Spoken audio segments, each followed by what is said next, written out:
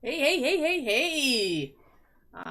Welcome to National Cannabis News with me, your host, Cassin. So glad that you guys can join me today. Today, we've got a couple of things going on.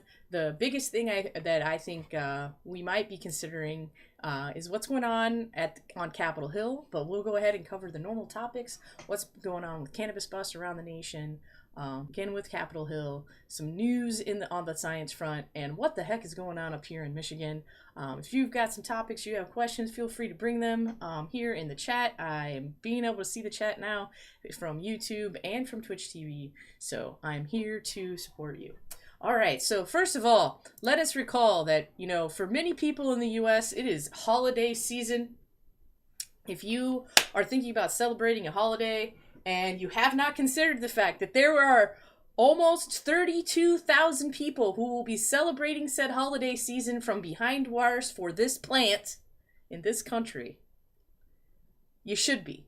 You should be considering them. Have you worked with places like Redemption Foundation, like the Commissary Connect, like the Great Lakes Expungement Network that are actively working on helping people get out of prison, removing people's prison sentences after they've get out, expunging their records, and supporting people while they're in prison for this plant?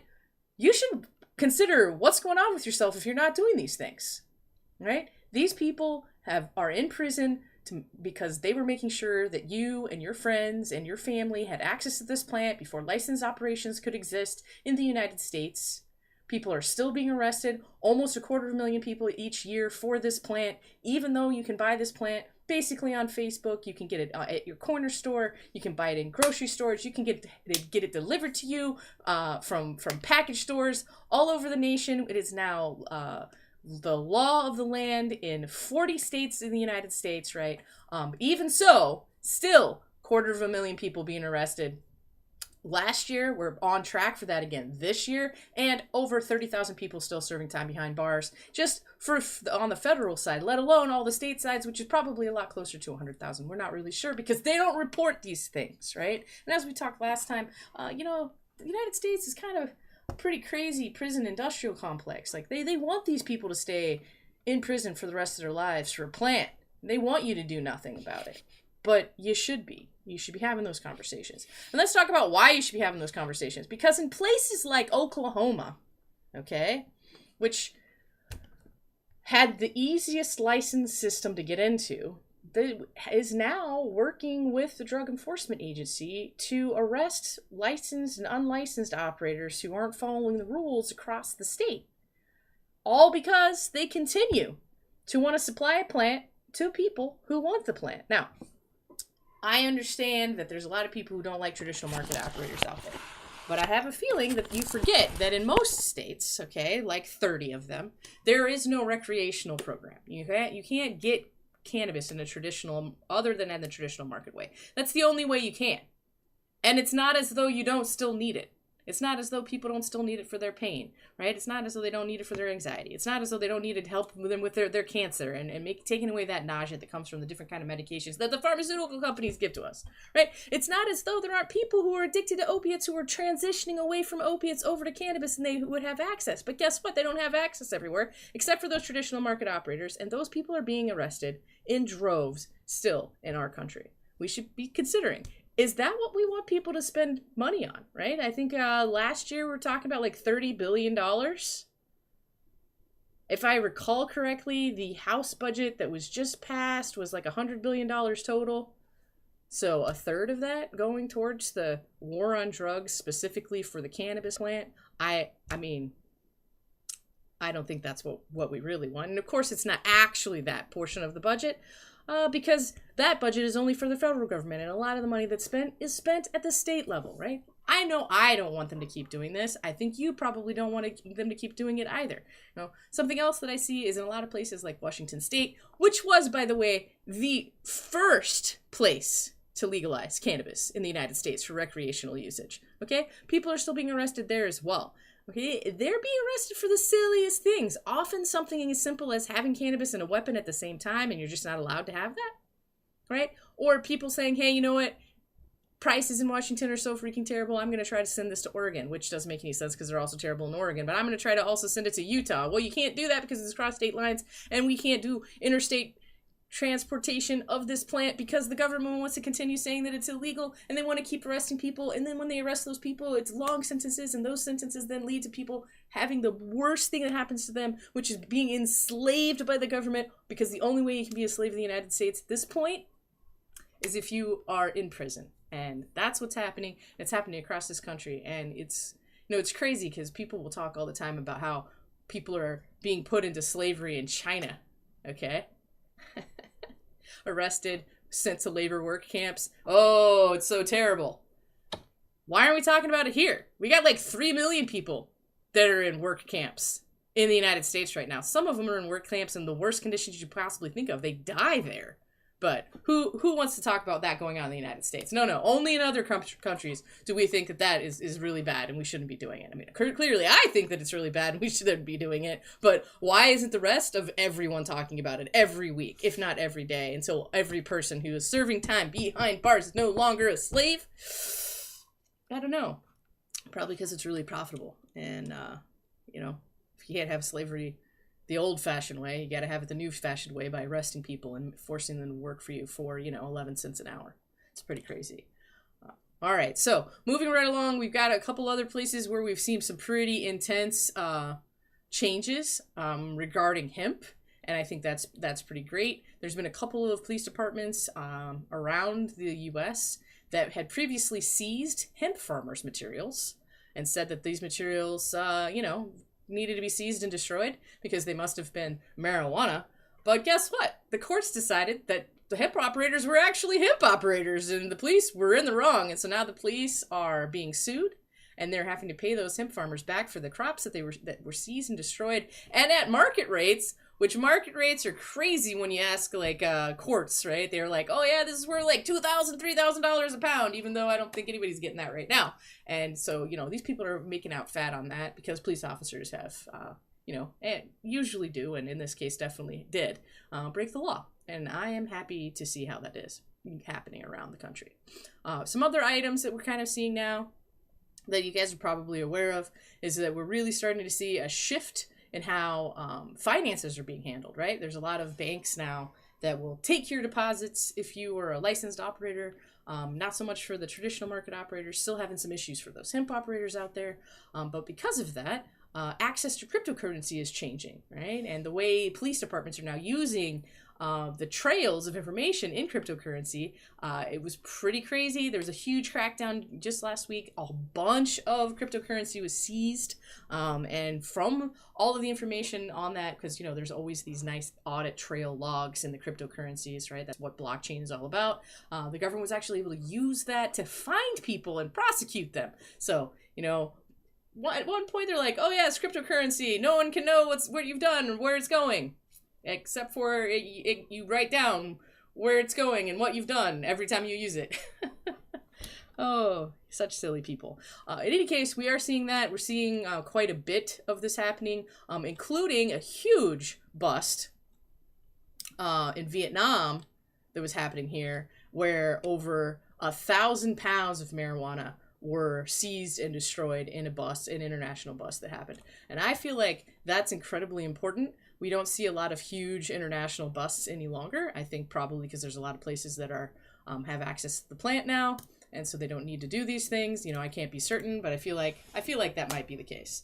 All right, so now let's talk a little bit about what's going on Capitol Hill. I feel like it's incredibly important for all those hemp folks out there that the Farm Bill of 2018 has again been extended by the federal government, and that means that we won't have any changes until 2025, which means if you were worried about the Senate making it so that you can't use any of your hemp products anymore, or if you were worried about the House trying to make it so that you can't have even CBD anymore, well, guess what? That's no longer the case. They're going to go ahead and just extend those rules. You can keep having this. It's a 1-year extension. It'll take you through for a while.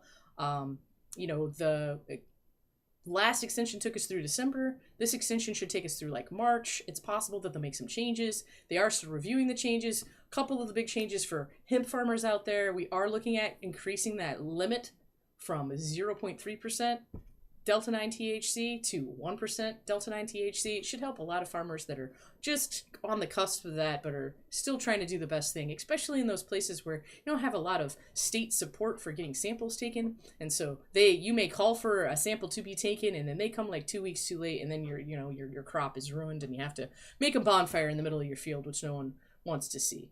It's also worth noting that Senator Wyden has still been pushing the new cannabinoid Safety Act. This would make all those cannabinoids, regulated by the FDA. It would make them generally recognized as safe, if I understand it correctly. And you could start selling these products as long as it was labeled correctly. That's coming out of the Democratic side of the Senate. I don't know that there's any legs on that for next year, but I guess we shall see if Republicans controlling Congress will do something fabulous again for this plant like they did with the Farm Bill of 2018. It's possible. I feel like sometimes people forget that it was Trump who signed this into law, and also that it was Republican Senate that allowed the bill to pass with all of the hemp legislation in it in 2018.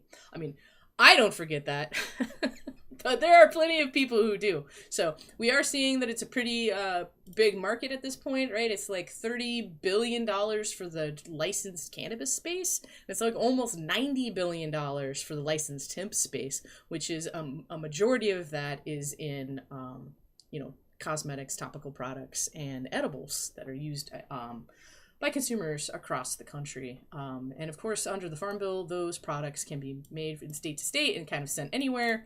And I say that they can be because they are still not allowed by the FDA, but not everybody seems to care too much about that. So they just do what they want. Even though the FDA has said over and over again that you cannot put cannabis-derived materials in food, drugs, or cosmetics, except for the drugs that have been approved by them, which is of course not what people are doing. So there is always that. Could they really kind of come down on it and make it harder for everyone? I mean, I guess they could. I hope that they don't, but it is always possible, right? We are looking at some pretty interesting changes in the leadership that is going to be in the House.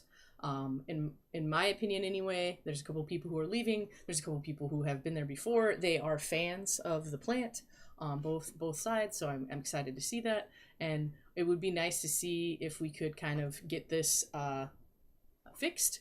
And specifically in this case, Chairman Thompson is the Republican chair of the Agricultural Committee in the House, did not like the changes that were going to outlaw hemp products. And so, if we keep having him heading up the committee, we might continue to at least get information and have positive conversations about making products that are still going to be allowed for everyone, as well as making sure that when we see those changes come out, they're common sense, right? We're not just getting rid of everything that exists, but instead we'll be creating new laws and new regulations to allow existing products to continue to exist, but also have a few guardrails to allow consumers, for instance, to report adverse events or poisonings or mislabelings or products that don't work in a better way, just like we do for all kinds of products like ice cream and shampoo, right? So the hemp is really the only industry that's out there that is as large as it is that does not have any of those guardrails that we as consumers are used to.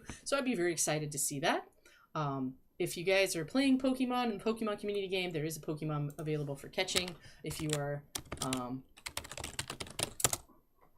watching on Twitch today. So I'm going to try to catch it. I don't know that I will, but you never know. It probably won't get caught by me. That's okay. All right, so let's see here. What else is going on around the country? Oh, right. I'm sure you guys saw that the house is almost finished. It looks like they are going to actually stick around for like another 4 or 5 days. And maybe we'll get a budget. It's supposed to have happened today. I haven't heard if it did or not. I should probably look that up. Cool part about that for us, though, is there was no language added to change anything within our industry outside of the normal CSJ amendment, which always kind of like gets kicked every year, which leaves protections in place for medical patients, which is huge. Right, because they actually do have to include that rider every year to maintain the protections for medical patients from prosecution for usage of the plant and cultivation of the plant and purchasing of the plant across the country. That's been the case for a while, and let's work together to continue that. Last week I reported that there's a new board for Americans with Safe Access. Clearly they are focused on that and somehow like making pharmaceutical grade cannabis available. I'm not entirely sure that I'm on board with that, but I don't have to be on board with like everything they do to think that it's important for all patients, including self-medicating patients that don't have access to medical doctors, to have access to cannabis in the United States so that they can treat what ails them, even if what ails them is just not wanting to drink booze and still needing to unwind after a long week at work. Okay. Right. So in other news, as there's been some big changes, okay, on what's going on with the way that your brain works with cannabis. I know we talked about this a couple of weeks ago. They are starting to come out with research that shows that cannabis use throughout your life is actually good for your brain, especially when it's related to things like dementia and long-term memory, right? As well as, some stress-related items. There's a lot of stuff that came out, just a huge longitudinal study that came out about a month ago at this point that says, for males, your IQ actually goes up over the course of your life if you were a cannabis consumer when compared to people who did not consume cannabis during that period of time. So I'm pretty excited about how that's looking. And I feel like it is also important that from the standpoint of, reefer madness and 100 years of people saying that the plant is really bad for you, what we are now finding is actually it might have been good for you this whole time. It helps with diabetes and lowering A1C. It's helping with dementia and making sure that your memory stays on better. It helps with strokes. It helps with anxiety. It reduces overall stress. So maybe all these people that have been using it all this time against the rules, right, were, taking a supplement, right? They were using a plant that our body has evolved to use to make ourselves healthy. Maybe it's one of those, an apple a day keeps the doctor away, or, a pre-roll a day keeps the doctor away, perhaps. I don't know that I want to actually smoke a pre-roll a day. But boy, do I like my topicals. Yes, I do. There's a lot more studies that's coming out like that. A lot of these studies are being done and they are presenting the data about everything, and they're longitudinal studies at this point, right? We're talking about studies that have been going on for 10, 15, 20, 25 years where people have been followed. So we, and we're seeing those differences, okay? We're not just looking, historically back in the data and like drawing some data correlations by using, AI. Like these are studies where they've actually followed patients for decades of their lives.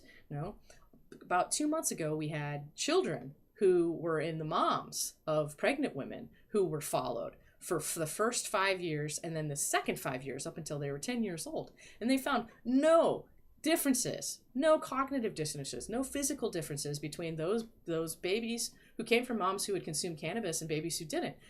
Most states around the country still have warning labels that say, oh, this is so bad for you. I mean, they basically imply that there's going to be a crazy amount of damage to fetuses right before they're born that's going to cause long-term developmental disorders. But now we have 2 longitudinal studies that say that actually that's not the case. Really, there were no differences. There was a minor difference, a 0.01% difference that was not noticed by caregivers, but was picked up by data analytics that said that there is a small chance for additional neurodivergence. So, maybe your kid thinks a little bit differently than the average kid. Perhaps another 5 or 10 years will go by and we'll find out more information, but between the ages of birth and 10 seems like a pretty good longitudinal study about children, and we should have been able to say, hey, was something wrong? That's more than is currently required for pharmaceuticals, right? Like women can take all of these with way less longitudinal studies in the United States for pharmaceutical drugs than for cannabis, but cannabis products have all of these warnings on them all the time. Hey, Drake Detroit, thank you for joining us today. Drake Detroit says, even though the U.S. government holds patents for the medical use of cannabis, they continue to feed us non-scientific BS and say there's no accepted medical use. And boy, don't they. Drives me crazy. No accepted medical use except for all the patents that they hold saying that they have accepted medical uses. Makes you wonder why they would spend the money to get the patent and to continue to protect the patent for years and years if it didn't really have that, right? Why would the government do that? Because they like to tell you half-truths and spread myths so we can control you and the products that you choose to consume. Now, I understand It happens. It's government. They like to do that. Propaganda is like their thing. Okay? I get it. I wish they wouldn't do it for this plant. Right? J.W. Kubel. Wow, these studies are amazing news. OMG, aren't they? And the coolest part about these studies being amazing news is now I'm getting this news from my doctor. 10, 15 years ago, you couldn't even talk to your doctor about weed. Now the doctors are like, hey, did you see this cool study? Now, of course, the doctor knows that I work in the cannabis industry. I'm pretty open about it, right? Still, it's nice to be able to have candid conversations about the clinical trials that are being done. You know, and I'm super excited about this. A lot of these studies, right, especially the ones that are happening in the United States and Ohio and Colorado and the like. Ohio, kids, that's the kid longitudinal study. Colorado is a study on diabetes. Those are being supported by tax revenue from the cannabis industry in those states. And they're being supported by a new method of getting FDA approval for those kinds of clinical trials that happened because of the MMR, which was the Medical Marijuana Research Act that President Biden signed into law, opening the doors for faster approval of clinical trials related to cannabinoids in our country, which is huge because we're seeing a lot of that. And I'm excited to continue to see that. And I really hope that you are also excited to continue to see that. Right, now, there's some other stuff that had happened here in the state of Michigan that I'd like to discuss before we start talking about the proposed rules, which we're going to continue talking about until the public comment meeting is open. Now, guys, if you are in the cannabis industry, if you are a licensed operator, if you are a licensed hemp operator, if you are a consumer of cannabis products on the regular, changes to these rules impact you. And so you should be involved. You should be submitting comments. You should be telling your regulators what you think. You should be telling your representatives what you think, especially if you have a new representative that you haven't talked to. Right? They need to know and understand that this plant is important to you. It's important to your livelihood. It's important to your life. Right? In my household, my wife needs the cannabis every day. If she doesn't have the cannabis, you know, she's not going to live. Right? Or she would live, but she would live in so much pain that would life even be worth living? Right? I remember what it was like before she had access to the cannabis. And it was really scary every day. And it's not anymore. And that quality of life improvement, let alone, you know, not having as many muscle spasms, not being as much pain, not being as nauseated, all of those other bonuses are there, right? But just the quality of life should be enough of an improvement, right? For a plant that's been shown over and over again. And now with new studies over and over again to be safe for consumption. And I think that's really important. All right, so some things that happened in Michigan since last week, guys. The Michigan State House did not pass any of the hemp or cannabis change bills at all. So there were 8 of them, and before they could get to them, everything in the House got derailed. Apparently, there were some people mad over whether or not tipped workers are supposed to have wages of some kind. I don't know. They were mad. A bunch of people walked out of the House, so they couldn't continue voting on things, and all of the hemp-related legislation and all of the cannabis-related legislation was at the end of the list, and so it was part of like the 40 bills that just got scrapped. We will have to follow those up for next year. And on the, I guess, good news is status quo is maintained. Bad news, status quo is maintained. Right? I certainly wanted to see some change with how the regulators are getting to do things in the state of Michigan. But, you know, there's not a lot that we can do about that now. I worked for years to try to make these changes happen, but you know what? It's okay. We'll keep doing it. I told myself, you know, give me like another 2 to 5 years to get these changes made. I think that'll be good for everyone. And hey, in the next 2 to 5 years, who knows? Maybe we'll have federal legalization and we won't need to talk about state laws anymore. You never know. You never know. And yeah, Drake Detroit, that's definitely why they call it the lame duck. It's because like the duck's got like one leg that's already been cut off and is like roasting over an open fire. And it's just kind of like hopping in a circle. Poor guys. Poor ducks. All right, so guys, if you have questions, feel free to ask me anything. Otherwise, what we're going to do is we're going to go ahead and start talking about those draft rules. We are currently on page 38, if I remember correctly. Yes, licensing, management, manufacturing, and other agreements. Now, guys, this is a huge change, okay? First of all, they completely scrapped the entire section that used to exist, and this is an entirely new section. Second part, they have expanded what licensing, management, manufacturing, and other ingredients mean. So this is super important. JW Capo says, better chance at federal legalization these next 4 years. Okay, so there's been a lot of pundits talking about this. So the new Attorney General, assuming that Pam Bondi gets confirmed, was previously unfriendly to cannabis in Florida. However, it has been said that in her personal circles, she's actually a fan of cannabis policy and states' rights. So there could be some movement there. There's a couple other items. I mean, I suppose Trump could decide that he doesn't want to allow rescheduling to happen, and could, kill the public rule, right? Because will be the head of the executive branch, and the DEA is part of the DOJ, which is part of the executive branch. So I guess it's possible that he could just say, we don't want to do this. But there are hearings for rescheduling that will be happening February and March of next year. The first one happened the first week of December, where everybody, got to say that they had standing and give the dates that they could come in and give their testimony. There were a lot of prohibitionists who were there, such as life, I guess, when the only people we get to talk are people who are going to be harmed by rescheduling, which I think is kind of crazy. I don't know that I would call it a better chance at federal legalization. I think it's a similar chance. My understanding is Trump doesn't really care a lot about this kind of stuff. So there's no champion in the White House for this. I've not heard that, his vice president is interested. I am aware that, I don't know what we want to call Mr. Musk, but Mr. Musk seems to think cannabis is pretty cool. At least he has said so publicly and been seen smoking blunts on several occasions live on social media, right? So it's possible that there will be people that are in Trump's circle that are actually quite friendly to cannabis, and so we might see some movement. But it is very limited what the president can do on his own. Yeah, I'm hesitant to say that, Diggy, but I have heard that said a few times. Elected officials are elected. This is not an elected official, so let's kind of leave it there. Maybe we could, I don't know, Supreme Leader Musk?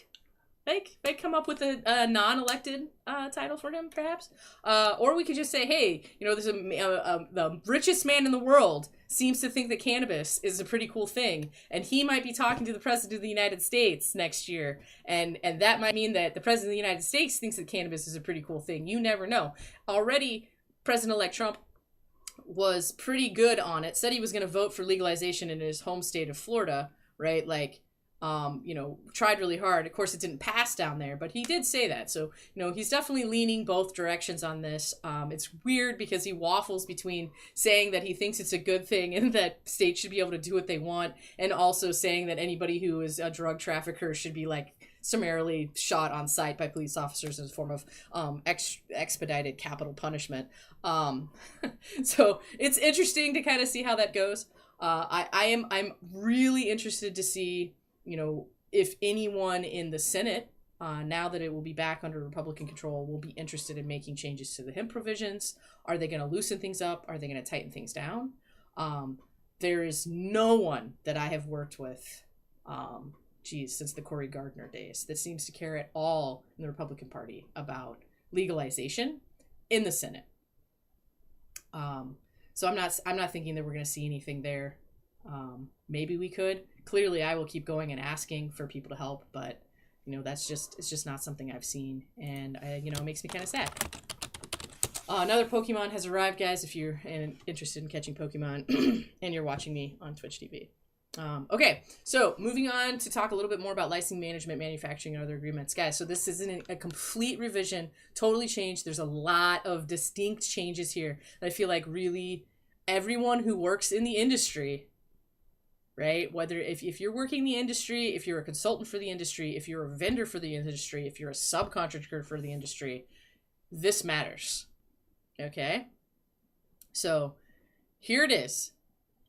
You, as a licensee, can enter into a licensing agreement, a management agreement, a manufacturing agreement, or any other agreement, but the agreement must be in writing.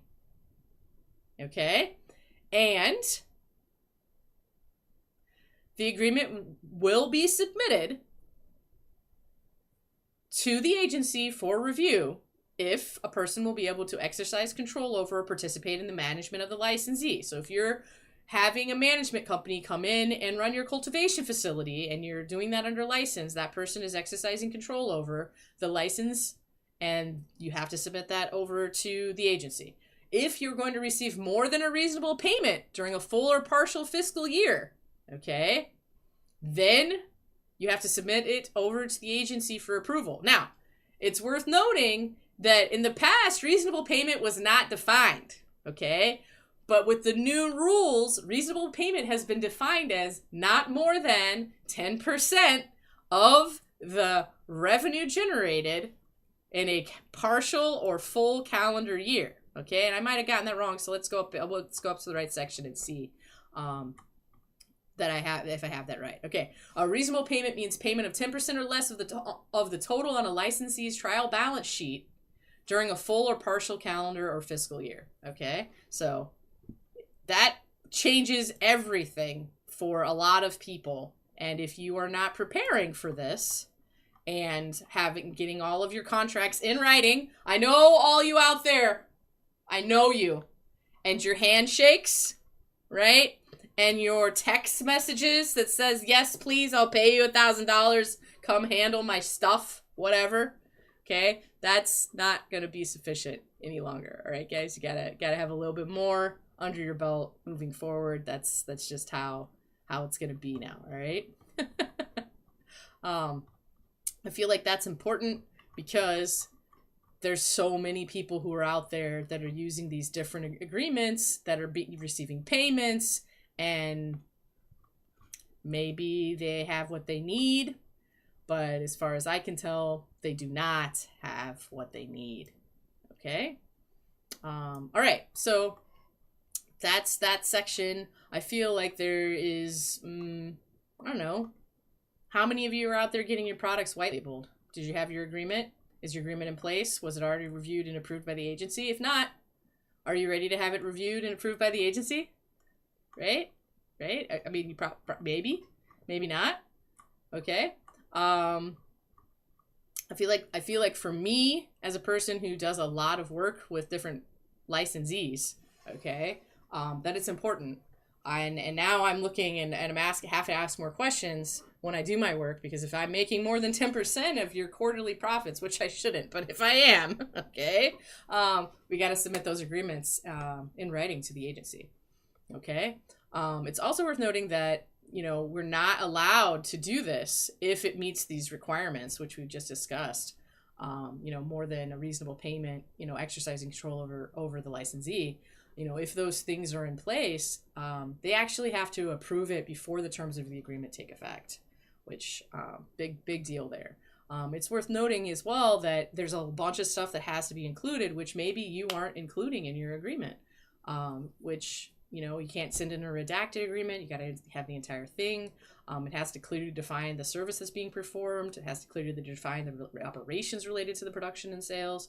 Like, there's a lot of items here. And they won't allow you to have any agreements that, violate the terms.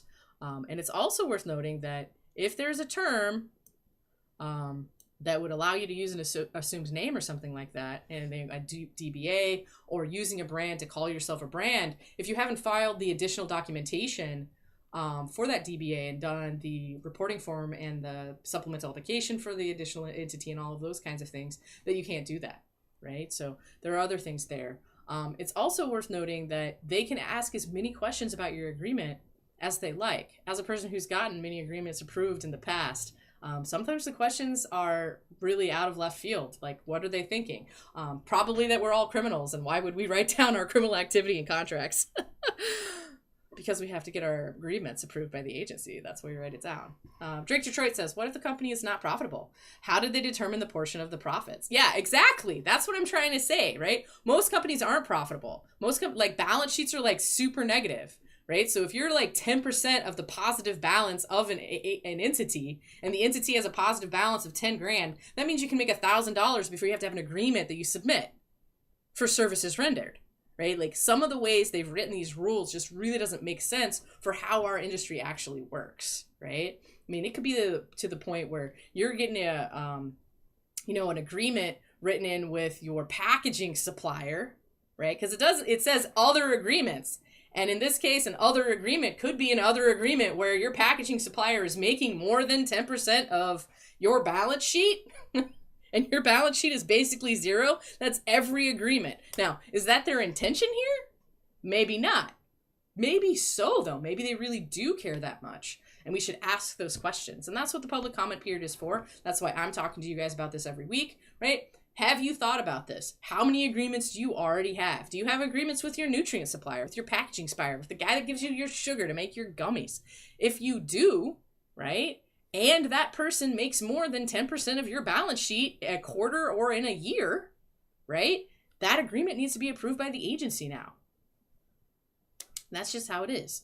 Drake Detroit asked, how do they determine the portion of the profits? Right, so in my prior experience with having these conversations with them, right, they're literally being able to look at your financial statements and they're able to look at the agreements as written, and they're asking those questions. In the past, I have written like specifically in that payments would not be greater than 10% of revenue generated, right? So if it's not greater than 10% of revenue generated, which is not your profit, right, then it would never be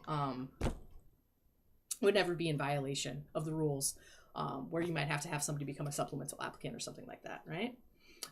Okay, so, and JW Cobal says, I see why they're trying to get the handshake BLs out of the industry, but won't they be drowning in paperwork? You know what? They are already drowning in paperwork. You would think that with a complete rewrite, they might have tried to make their job simpler. But as far as I can tell, all they've done is make their jobs harder, right? Like by expanding the stuff that they're looking for and asking for. Is that on purpose?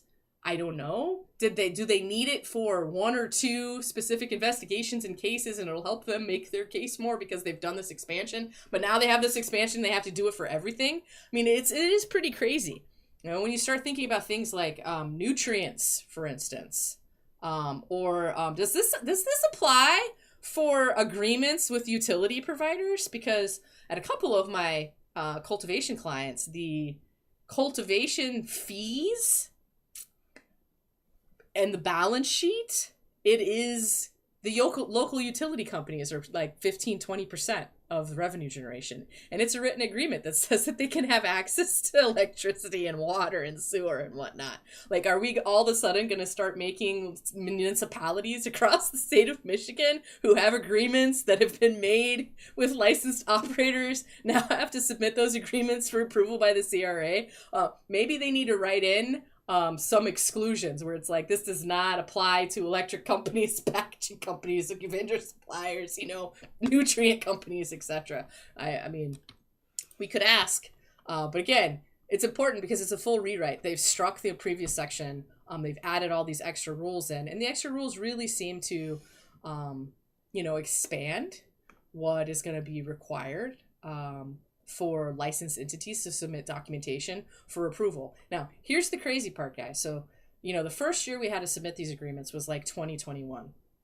And it took about 3 months to get an agreement approved, right? Talk about slowing down business. In a time when everybody and their brother is struggling just to keep the doors open. Now let's add just one more very large wad of red tape and make the agency have to say, I agree, you can go forth and do great things with your new business partner who's going to be supplying your packaging materials, or who's going to come in and, supply contract labor to do the trimming of your buds, or is going to come in and, do contract labor for packaging and labeling. Or hey, what about agreements for new equipment? Equipment is one of the most expensive things that people purchase.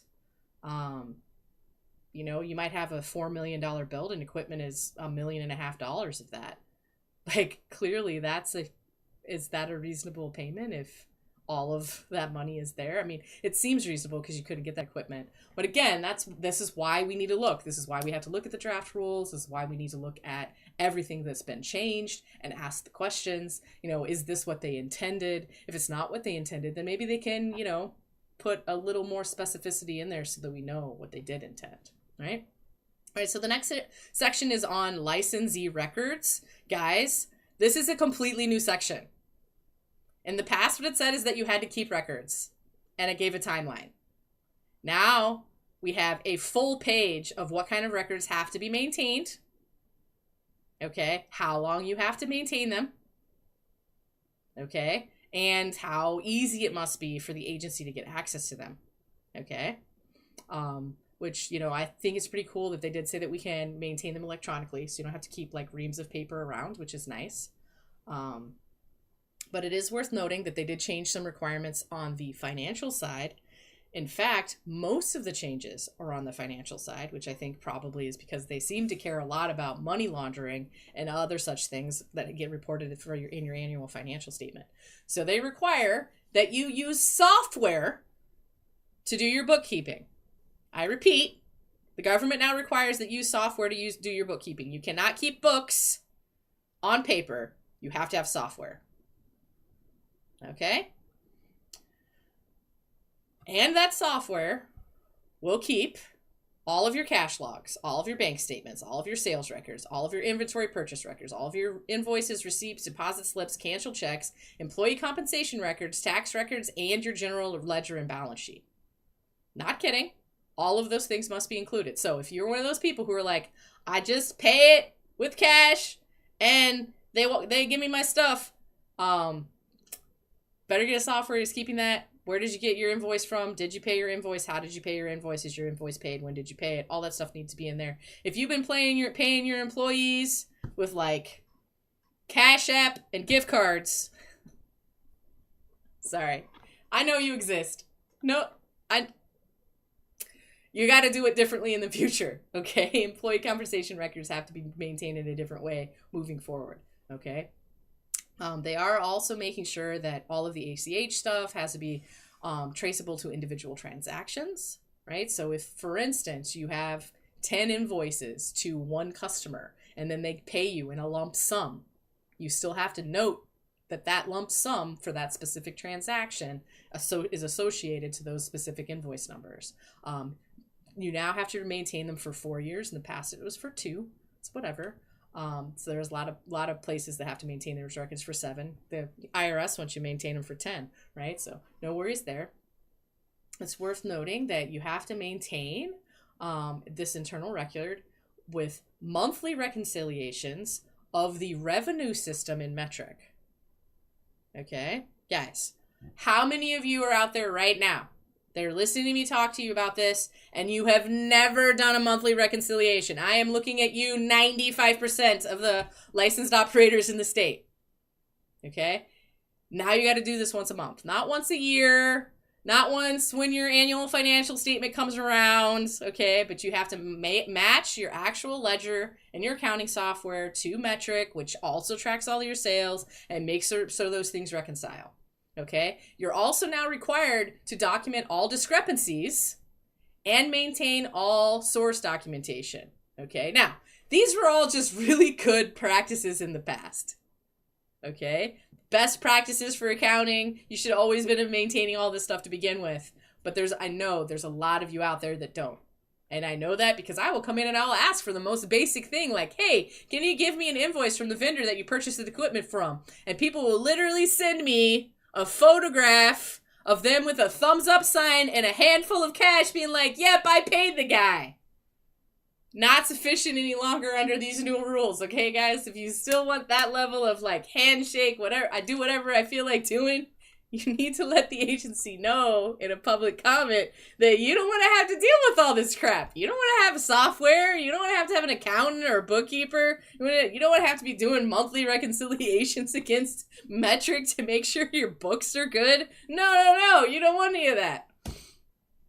Sorry. I just think it's funny because a lot of places I've been, I have been places recently that don't even have books. I have no idea how they manage to submit their annual financial statements. Maybe they don't, and then they get fined, and then the agency has to come in and shut them down. I hope that's not the case, but, what are you going to do? There's another Pokemon available for those watching me on Twitch. Okay. It is worth noting that if you are both a hemp operator and a cannabis operator, which you are allowed to do under these new rules, by the way. It is a pretty big change that you have to keep all of your revenue expenses for those two things separate. It does not specifically say that you will keep them separate in bank accounts, but it says that you will keep them separate in another way. If you're using the bookkeeping software, it's easy to tag things, so I'm sure that that would be fine. And it's also noted that just like we talked about management agreements above, that you actually have to track everything you're doing underneath those agreements, right? So you document all of it that was transferred pursuant to the agreement, whether it's money or cannabis. So if you're doing a split agreement, you still have to track that with that agreement. If you're, giving people funds, you have to track that with the agreement. It's a pretty big deal.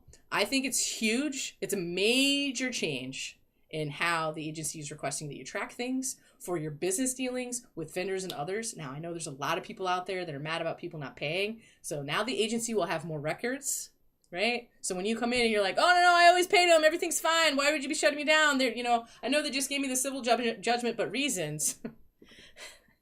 There's those people that are out there. The agency will now have records showing that you didn't do what you said you were going to do with your agreement, right? Because you're required by law to keep them. And if you don't keep them, they can fine you. And if you do keep them, they can prove that you were not paying your bills. So there you go. Right. So there's a whole new section, guys. Whole new section on websites that you can use for your business. Never in the past did it exist, but it definitely does now. Okay, so here's the key. That a licensee shall not publicly represent ownership or ownership structures that differ from the ownership information provided to the agency, including but not limited to, on a website or social media page or social media profile owned or controlled by the licensee. Okay? Now, again, there was never anything about this in the past, but now you can't be like, this person is the owner according to the agency, and another person's like, no, it's my business. Which I see you out there, retail operators, being owned by one person according to the agency and totally run and operated by someone else. I see you. This applies to you guys, okay? So, let's think about that.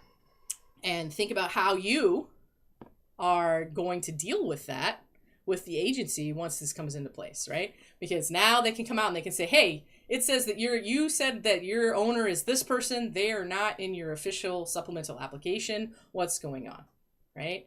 And if, so you won't be able to get away with things like that anymore. There's a lot of people out there that for whatever reason don't want to be supplemental applicants, but they still want to make money off cannabis businesses. So this is going to make that a lot harder for those folks. All right. There's a new section on court-appointed individuals. I think this is important. There's been a lot of court-appointed receiverships and that kind of stuff. So now it's defining who those people are. And it's also defining that those people, right, have to follow these rules, right? Even if they are not otherwise a supplemental applicant, but they still are responsible for following the rules. And I think that's good. I think it's good that, just because court has said that you're supposed to do things, not that the court is going to tell you to do things you're not supposed to, but you will be part of your fiduciary responsibility to be following these rules moving forward, which is nice as well. They've completely rescinded the temporary marijuana event license section. Not entirely sure why, but they did. That's right. 4 entire pages has been rescinded, including all of the fees associated with temporary marijuana events. My understanding was they were going to still allow these. Probably it's been written into a new section. All right, guys, I don't really know. They've also rescinded the educational research section. Again, I'm pretty sure these still exist. They are just like, for whatever reason, they didn't want to change document sections. They just literally lined through all of them because they can. I think there's about, 60% of the 192 pages are literally just them striking all of the sections. So the new section on additional license types includes the different kinds that are allowed, which is, designated consumption establishment, excess growers, even though there won't be any of those anymore, the event organizer, temporary license, educational license, Class A license. And they said that except for the temporary license, special license is issued for a year, and it tells you how to apply. So I was really hoping that we would see some additional licensing types that were going to be included there, but that's okay. That doesn't exist yet. I was hoping that we would see a little bit more related to, for instance, having licensees for, veterans programs that were doing research and development, having license types for harm reduction facilities that are helping people get off opiates and using cannabis to do that. But we don't see those, and that's, that's okay. Those are things I've asked for in the past we didn't get. So what are you gonna do? The new section on designated consumption establishments, it includes more specific requirements for what you're gonna do to make sure that your employees and whatnot are safe. It completely changes what you had to do before. I actually feel like this is one place where they're being more flexible, including, now allowing co-location with non-marijuana businesses, except for businesses that hold liquor licensees. Okay, so that could be a restaurant, I guess. It could be maybe a nightclub, a community center. Chuck, if you are out there listening, they have changed this. Designated consumption establishment for $1,000 a year can now be co-located with lots of other things as long as they don't have a liquor license. I'm seeing you, community centers. I like it. Maybe it'll work out. Maybe it won't. All right, guys, we're coming on. We got just about 5 minutes here. If there's any more questions, this is time for Ask Me Anything. They have started doing a lot of changes to how marijuana events are going to go. So you cannot organize or host a temporary marijuana event until the person is issued a marijuana event organizer license. But it is worth noting that temporary marijuana event licenses are not for places where you go and everybody gets high outside. Okay? Now this is only if they're actually going to be selling cannabis at the event.